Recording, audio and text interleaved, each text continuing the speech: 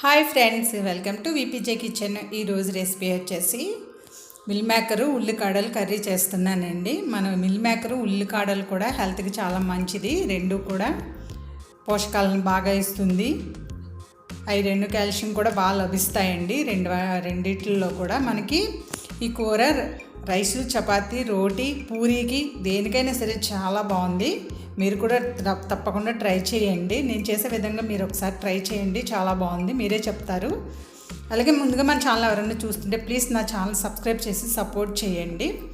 Please support చేయండి. ముందుగా ఉల్లికాయలు తీసుకుని, చూసారా ఈ విధంగా ఉంటాయన్నమాట. ఉల్లికాయలు తీసుకుని ఇవి నీట్గా ముక్కల కింద మనకి ఏ సైజు కావాలో ముక్కల కింద కట్ చేసుకుందాము. కట్ చేసిన తర్వాత నీట్గా కడిగేసి ఒక ప్లేట్లో తీసేసుకొని పక్కన పెట్టుకుందామండి. అలాగే మిల్ మేకర్ కూడా తీసుకుని నీటిలో వేసి ఒక అరగంట సేపు నానబెట్టుకుందాము.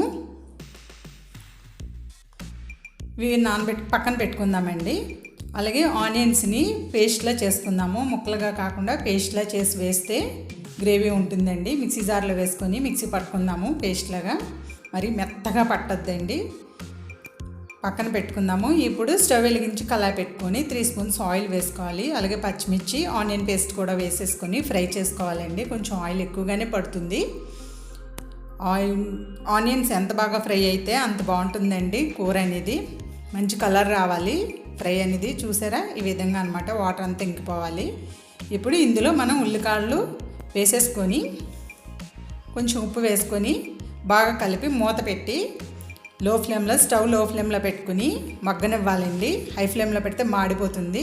ఇప్పుడు మనం ఇందులోకి మిక్సీ జార్లో ఎండు కొబ్బరి, జీడిపప్పు వేసుకొని పేస్ట్ చేసి పెట్టుకుందామండి. ఈ పేస్ట్ వేయడం వల్ల ఇంకా రుచిని ఇస్తుందండి కర్రీకి.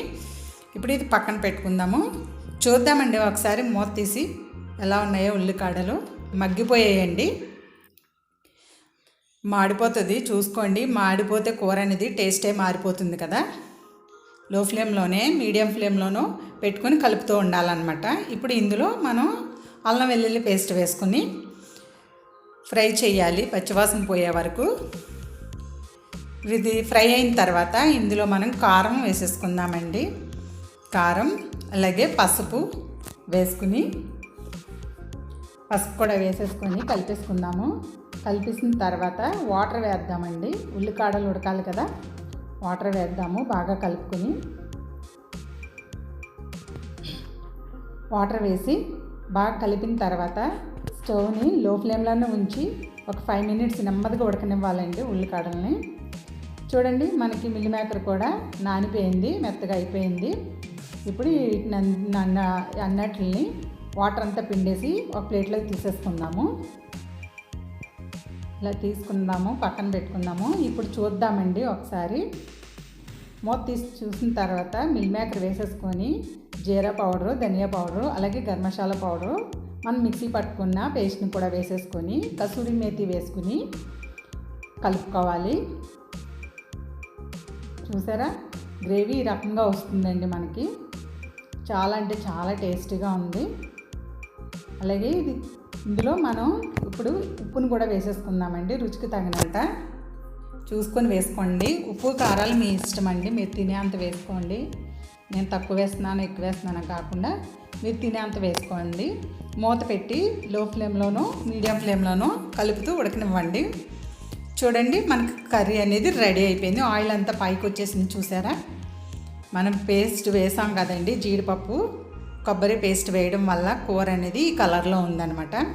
నిజంగా అండి చపాతీలోకి, రైస్కి, రోటీకి, పూరీలో కూడా చాలా బాగుందండి. మీరు ట్రై చేయండి. చాలా గ్రేవీ ఇలా ఉంటే ఇంకా తినాలనిపించింది బాగా. దానికి తోడు ఇది మనకి హెల్దీ ఫుడ్ కూడానండి. వారంలో ఒకసారైనా వండుకొని ఉంటే బాగుంటుందండి హెల్త్కి. చూసారా చాలా బాగుంది కదా. కలర్ బాగుంది, స్మెల్ బాగుందండి, మంచి స్మెల్ వస్తుంది. గరం మసాలా నేను కొంచెం వేసాను, అయినా సరే చాలా బాగుంది. ఎక్కువ మసాలాలు వాడకుండా ఉంటేనే మంచిదండి. ఈ వీడియో మీకు నచ్చిందని అనుకుంటున్నానండి. నచ్చితే కనుక నా ఛానల్ సబ్స్క్రైబ్ చేసి సపోర్ట్ చేయండి. మీరు ఇచ్చే లైక్స్, కామెంట్స్ వల్ల నా ఛానల్ అనేది ముందుకెళ్తుంది. ప్లీజ్ సపోర్ట్ చేయండి. Thanks for watching.